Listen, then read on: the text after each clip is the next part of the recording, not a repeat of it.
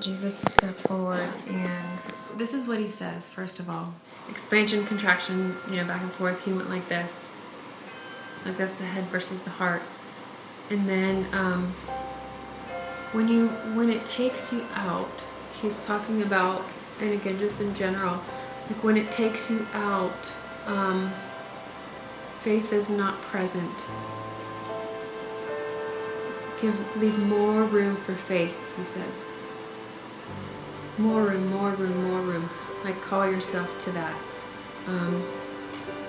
That back and forth battle, which again we all do, is when you're trying to fix it. When you're trying to rationalize, fix, figure it out. Instead, all I ever asked you to do, he says, is stay here and let me fix the rest. And then that's where he puts in the word faith. Let your faith be greater, he says. And this is just again, in general. So he's answering your question, but for people too, in general, there's too much of, he has all these people in front of him, and I'm standing behind him as he's talking to all these people. And he says, when you're afraid, for whatever reason, there's too much you and not enough me. In that, whatever that experience is, whatever that situation, there's too much you and not enough me, he says. He says, this is really neat to watch, because I'm way behind him and he's way up talking to a bunch of people. He says, behold, faith builds bridges, faith moves mountains, faith is you at your finest. And he's showing people being completely clean and pristine in that, instead of fear. There's no fear present in faith. Otherwise it's not faith, he says. He says two things. He said, this I have not promised you. And he said disappointment. He's this I have not promised you. And then so he has not promised you disappointment and sadness. And then he says, he's going back to reiterating, if fear is present, faith is not. But I ask of you not to be faithful or have faith in yourself, but have faith in me, in you. Have faith that I am in you. I am working in you, for you, through you. Okay. He says, what good would it do if I teach you to have faith in you? Because I then would be telling you to turn to man for your strength. Man can never have the strength that you need. And he shows to evolve, to grow, to ascend. Mm-hmm. So he's showing, place your faith in no man alone, but in my workings through your heart. You have something in your heart, you want it, then so be it. In me, faith through me though. Not through you, not through your abilities, through your none of your workings, because all of those things fall away to this world that you live in. So he's kind of applying that on a global scale, or across the world, over mankind. And he's showing, so you hear people say how have faith in them or have faith in the situation, but have faith that me, the God essence, is woven in that situation. When you can have faith that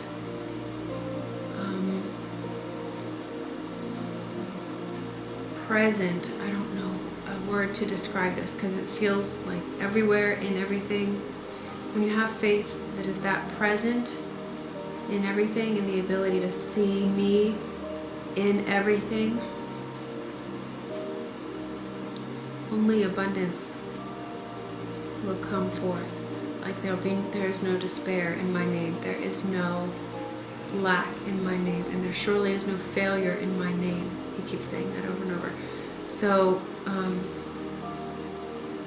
what your heart calls you to do, what you desire, whatever, do that with your faith woven in it, but that faith is me. Like that, that's the thread of in everything, of all of it. So he's kind of removing this idea of, like, you know how you hear people say, oh, you know, have faith that it'll work out, or have faith in them or the situation. But it's you have to look deeper than that. He's showing it's not faith in the situation, but it's faith that it's all divinely organized, orchestrated for you. That faith provides abundance, removes.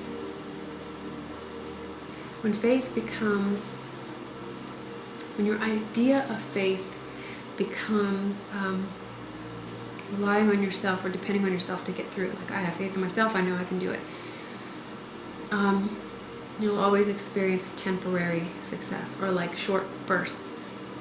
It's not everlasting. Yeah, it's like she's showing like these short, like fireworks, like short bursts. But faith, but he says that you understand this very well, you can relate to this very well. Faith in, I gotta have him repeat it. Faith in me, with me, through me, that all things are taking place in that moment for the highest good of all concerned. That is the essence of my presence, he says. That's really neat. That's really profound to me. Like, if you can feel me there, feel me in the moments where you want to react on this instead of be here. He's showing, then you have known me fully. Like in the places where you might be tempted, this is like what he calls sin, to believe that I am not. And you can still see me in these places, and the good, the highest good of everybody being involved, that the highest good is involved in anything, then you know me fully. He says that, and he's talking about just people in general, the battle that you know very well. It's the argument of your own thoughts. Like when your own thoughts begin to argue, he says, and disagree. Like, I think about this, but then this thought disagrees. He calls that like just a very sick place, a very ill place that has stepped off the path of like faith. Me. He's using the word faith interchangeably, like with his presence, his essence. He's just kind of repeating that. He's like, when your thoughts argue, open up to faith, open up, and let faith come in and take over. You weren't supposed to be in charge. And that's when that battle begins to occur. Like of the mind, the thoughts going all over the place. He just keeps like repeating very slowly, I have promised good to you. I have promised good to you, and good you will have through me.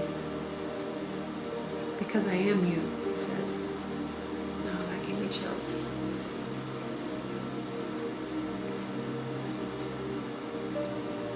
He's kind of going he's like saying, teach people the way of faith instead of the way of man. He keeps repeating that. Teach people the way of faith instead of the way of man.